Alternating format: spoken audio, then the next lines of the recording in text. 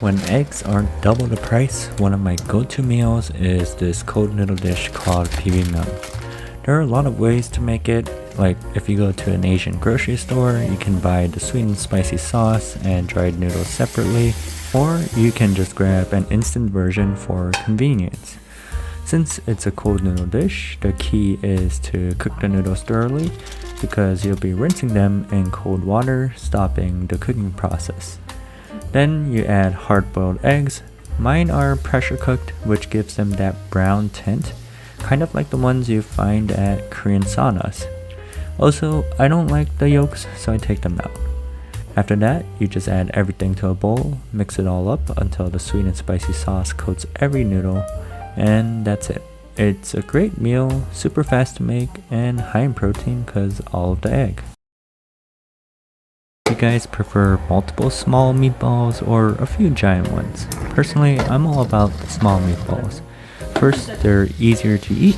No need to, saw through a giant meatball with a knife and fork. Second, they have more charred bits since there's more surface area to brown. I guess the only drawback is that smaller meatballs dry out faster, but if you mix in, breadcrumbs and milk, it helps keep them moist and tender.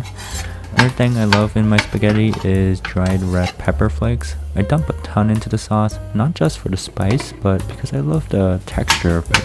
It adds a nice crunch and a subtle heat to the rich tomato sauce. But yeah, that's my ideal spaghetti and meatballs. Small, flavorful meatballs and lots of red pepper flakes. How do you guys like yours? What do you guys eat on your birthdays? For me, as someone with Korean parents, it's tradition to eat seaweed soup and a glass noodle dish called chapche. Apparently eating noodles symbolizes a long life since, noodles are long. But for most Koreans, chapche is the go-to dish. It's made with glass noodles cooked in a sweet soy sauce broth then tossed with an assortment of vegetables and meat.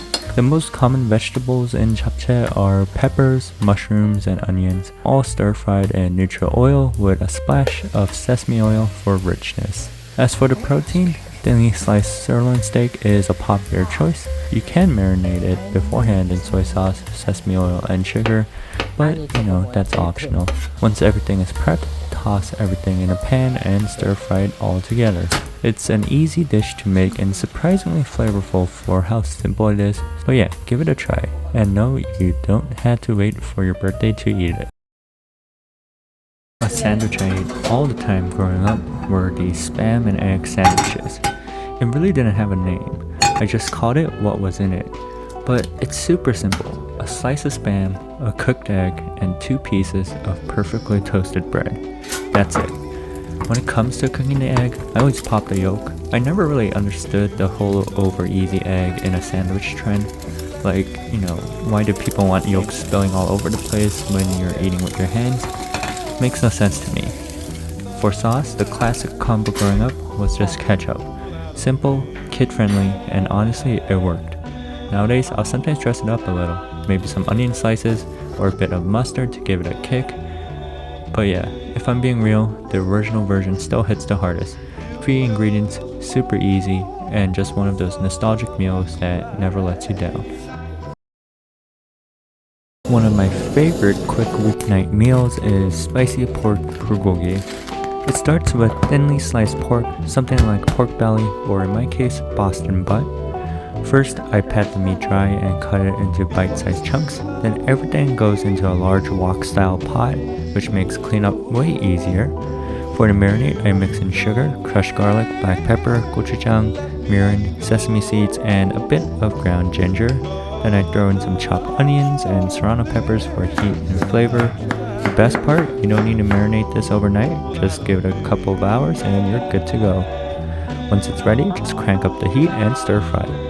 Since the pork is sliced thin, it cooks fast, like 10 to 15 minutes tops.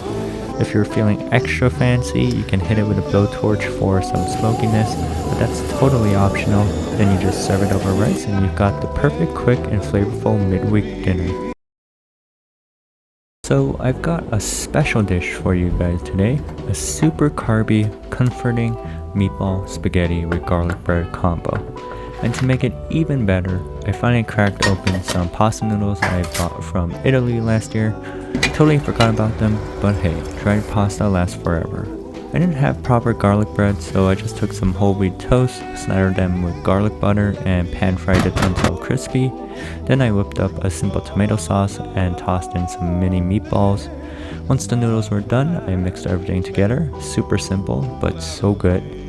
Now, the cool thing about using toast instead of, let's say, a baguette or a crostini is that it's foldable, which means it's meatball sub time.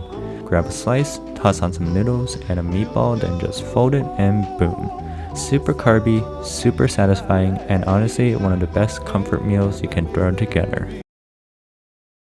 So I was at Costco the other day, totally over protein drinks, and thought, why not switch it up with some chicken tenders? I was looking for something not too terrible for you, and I found a bag with all of the buzzwords like antibiotics, clean ingredients, and all that good stuff. Of course, my version of quote-unquote clean eating involves me digging through the fridge for sauces. I found this sauce from Popeyes called Sweet Heat, and I would argue that this is the best tasting sauce from Popeyes. It kind of tastes like a Thai sweet chili sauce. Super good.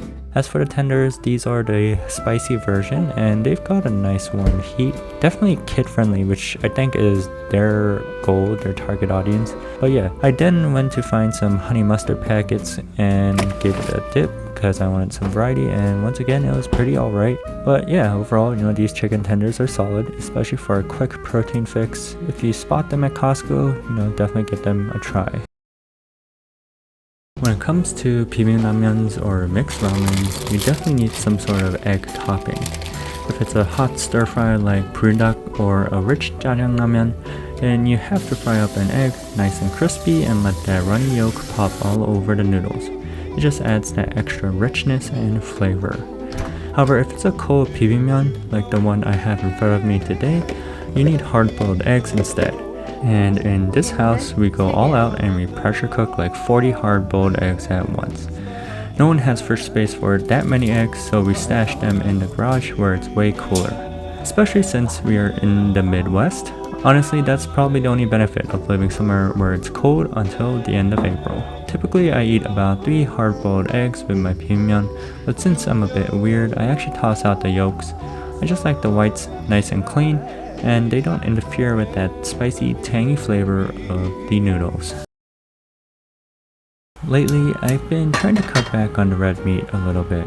I still run a lot, probably a minimum of 10 kilometers a day during the week and around 15 kilometers on the weekends. But even with all that running, my annual blood test showed that my cholesterol levels were a bit elevated. Both the good and bad cholesterols were up, so I guess it wasn't necessarily horrible, but still not ideal.